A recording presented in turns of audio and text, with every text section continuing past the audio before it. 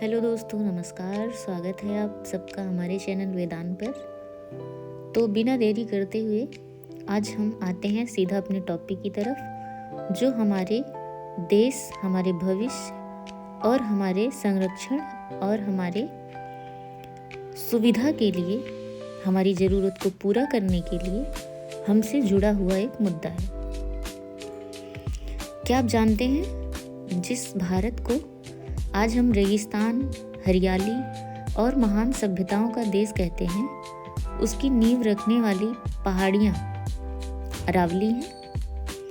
ये पहाड़ हिमालय से भी पुराने हैं और इन्होंने हजारों साल से भारत को बचाया है। तो आज हम सुनने वाले हैं अरावली पर्वतमाला की वो कहानी जो धरती के जन्म से लेकर आज तक फैली हुई। तो धरती के जन्म के समय अरावली की शुरुआत कैसे हुई?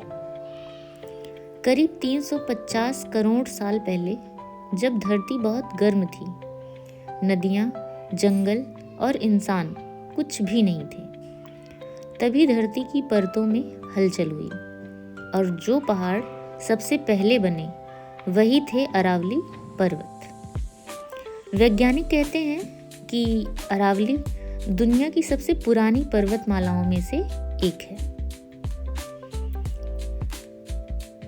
सभ्यता की गोद में अरावली और मानव का इतिहास बहुत पुराने समय का रहा है। जब इंसान ने बसना शुरू किया तो अरावली ने उसे पानी, जंगल और सुरक्षा दी और यहीं पर बहती थी प्राचीन नदियाँ। अरावली के आसपास ही विकसित हुई सिंधु घाटी सभ्यता और राजस्थान, गुजरात, हरियाणा में मानव जीवन पनपा, तो उसका कारण भी अरावली ही रहा है। अब हम कहते हैं कि ये पहाड़ियाँ हम अपनी वीरता को भी दिखाती हैं। समय बदला, राजा महाराजा आए, अरावली की गोद में ही बना चित्तौड़गढ़, कुंभलगढ़, रणथंभौर जैसे किले। ये पहाड़ दुश्मनों के लिए दीवार थे और राजपूतों के लिए शौर्य का प्रतीक। अरावली सिर्फ पहाड़ नहीं थी, वो रणनीति और सुरक्षा कवच थी। किसके लिए? भारत के लिए।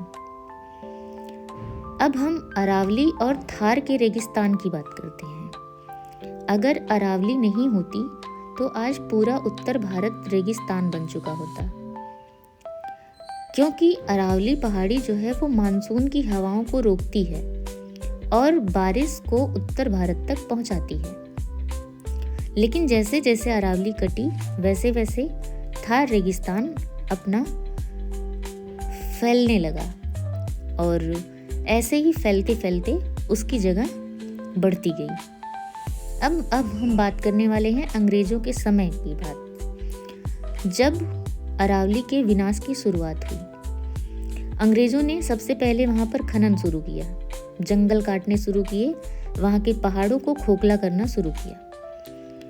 और यह वो टाइम था जब अरावली को पहली बार लालच की नज़र से देखा गया था।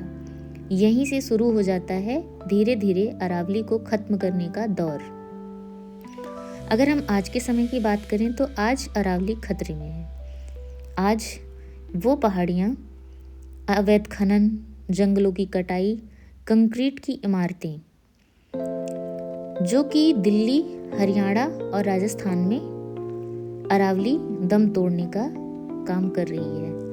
और जिस हिसाब से आज के समय चीज़ें चल रही हैं, पूरी उम्मीद है कि कहीं अरावली सच में ख़त्म ना हो जाए। यह बहुत ही चिंतनीय और पूरे भारत के लिए दयनीय विषय है।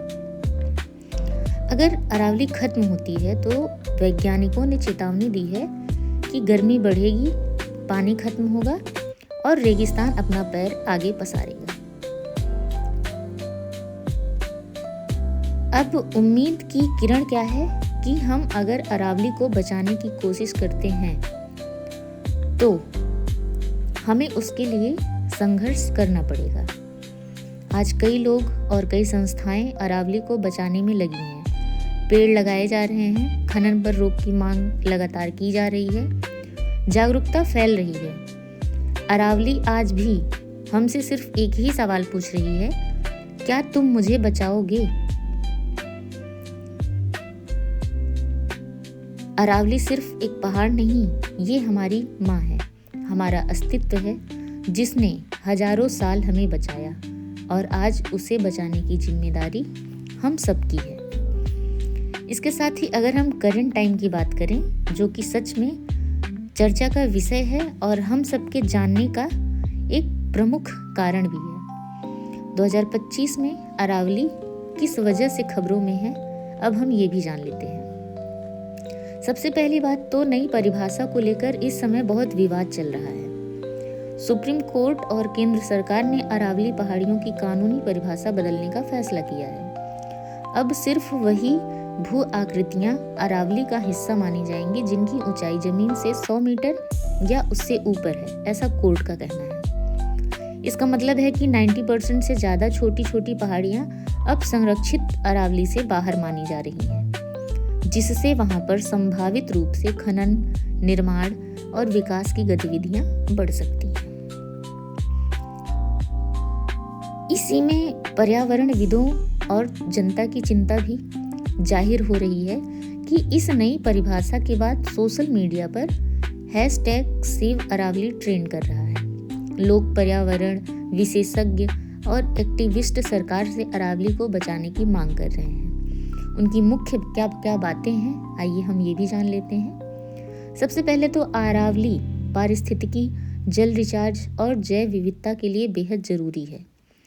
छोटी छोटी पहाड़ियाँ हट जाएंगी तो क्या क्या समस्या होगी? सबसे पहले तो भूजल कम होगा, रेगिस्तान का पैर पसारने वाला काम शुरू हो जाएगा, गर्म हवाएं बढ़ेंगी, प्रदूषण बिगड़ेगा और यह सब भारत के उत्तरी हिस्सों में, विशेषकर दिल्ली NCR, जो कि अभी भी अपने प्रदूषण के लिए इन दिनों चर्चा का विषय बना हुआ है, जहाँ पर सांस लेना मुश्किल है और उसका AQI लगभग 500 के ऊपर जा रहा है, जो कि लोगों के लिए चिंतनीय है।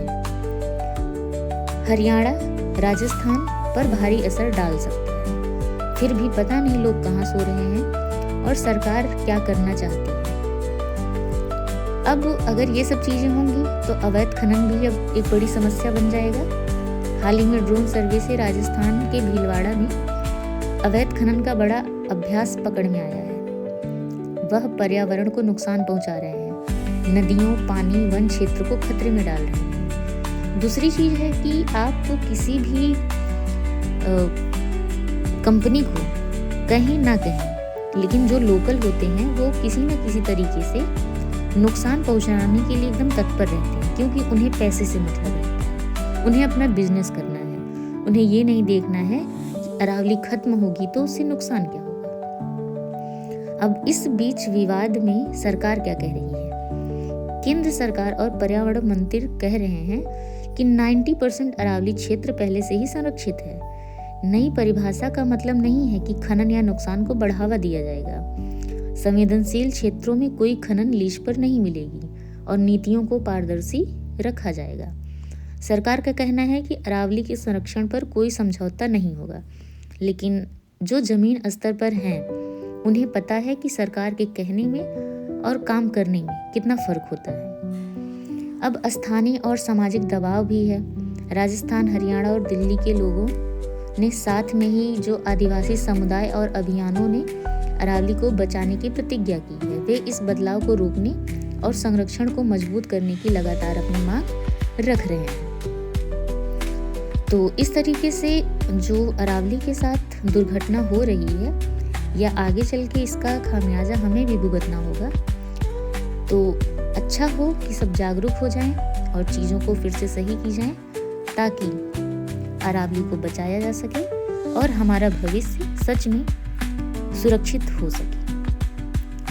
तो #SaveAravali को और लोगों के बीच इस मुद्दे को पहुंचाना बहुत ज़रूरी है और सरकार को इस पर अपना डिसीजन जल्द से जल्द ले लेना चाहिए।